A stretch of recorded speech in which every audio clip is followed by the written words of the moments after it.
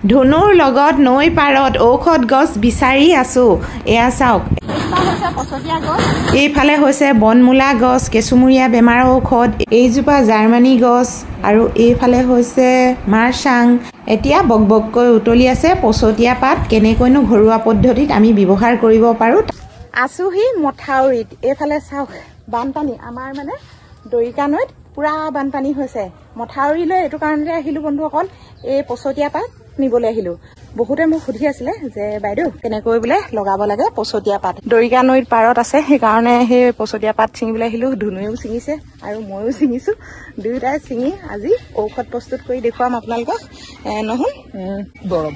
দৰৱ বনাবা দৰৱ বনাম তাকে দেৰি নকৰি ভিডিঅ'টি আৰম্ভ কৰি লওঁ অসমীয়া বোৱাৰী চেনেলৰ হৈ মই সুৰভিয়ে নতুন এটি ভিডিঅ' মাজলৈ সকলোকে স্বাগতম জনালোঁ পছতীয়া পাতৰ বহুতো উপকাৰিতা গুণ আছে তাকে ভিডিঅ'টিত দেখা পাব এইটো হৈছে মথাউৰি আৰু এইফালে নৈ এইয়া চাওক কিমান পানী হয়নে একেনিশাই পানী বাঢ়িলে নহয় বহুত বাঢ়িছে ভয় লাগে দেই এইফালে হৈছে কাচকল আৰু এতিয়া গৈ থাকো ৰাস্তাই ৰাস্তাই গৰমে গৰমে আহা এইটো ভাঙি লম কি কৰা এইটো ভাঙি লম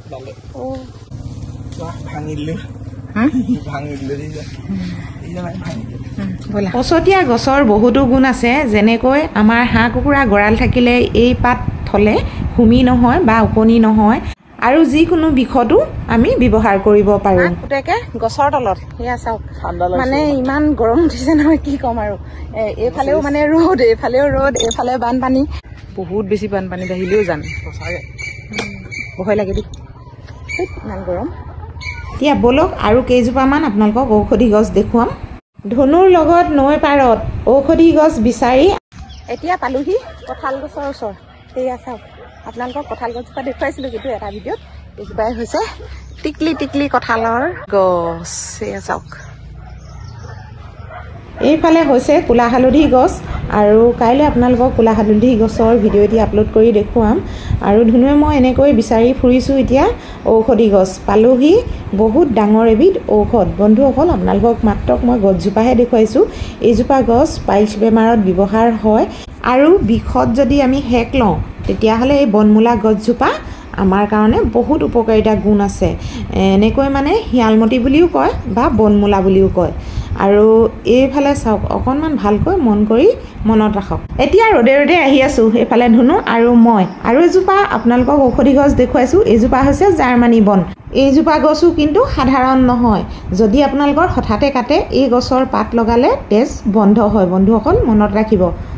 ইমান গৰমত মানে আকৌ ৰখিলোঁ গছৰ তলত আৰু এইফালে মন কৰক এইজোপা হৈছে মাৰচাং বন আমাৰ প্ৰসূতিসকলৰ কাৰণে বহুত বেছি উপকাৰিতা গুণ আছে কেঁচুৱাৰ জন্মৰ হোৱাৰ পিছত এই মাৰচাং বন দি জাল সিজাই খোৱালে গাৰ বিষ ভাল হয় আৰু ভিতৰুৱা ঘাঁ শুকায়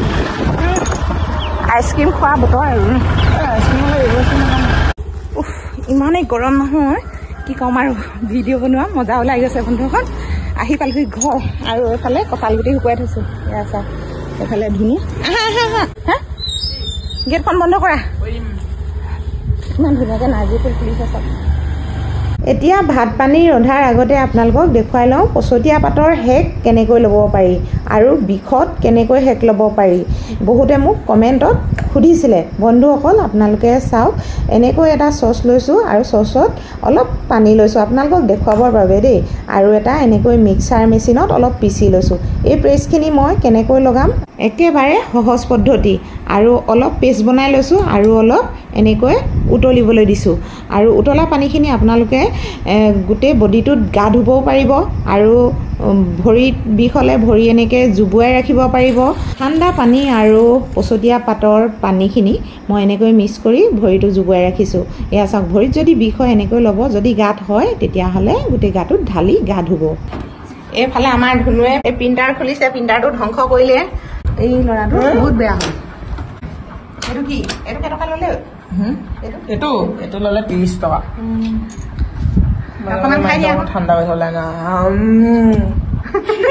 এতিয়া বনাই থোৱা পেষ্টখিনিলৈ আহোঁ যিডোখৰ ঠাইত আপোনালোকৰ বেছিকৈ বিষ হয় মানে গাঁঠিত আমাৰ বেছিকৈ বিষ হয় নহয়নে সেই গাঁঠিবিলাকত আপোনালোকে লেপ দিব পাৰিব কিন্তু ইউৰিক এচিডৰ সমস্যাৰ থাকিলে আপোনালোকে ডক্তৰৰ পৰামৰ্শ ল'ব বুলি আশা ৰাখিলোঁ যদি এনেকৈ অলপ সৰু সুৰাকৈ বিষ হয় তেনেকৈ ল'ব আৰু এতিয়া মই ভাত ৰন্ধা কামত লাগি গৈছোঁ এয়া চাওক এতিয়া মই ৰঙালাও আৰু মাৰচাং বন দালিৰ লগত বনাইছোঁ বহুতো শাক পাচলি আছে খাবলৈ মন নাই মানে ইমান গৰমত ৰন্ধা বঢ়া কামত লাগি থাকিবলৈ মন নাই বন্ধুসকল আজিলৈ আহোঁ ভিডিঅ'টি ইয়াতে সামৰিছোঁ ধন্যবাদ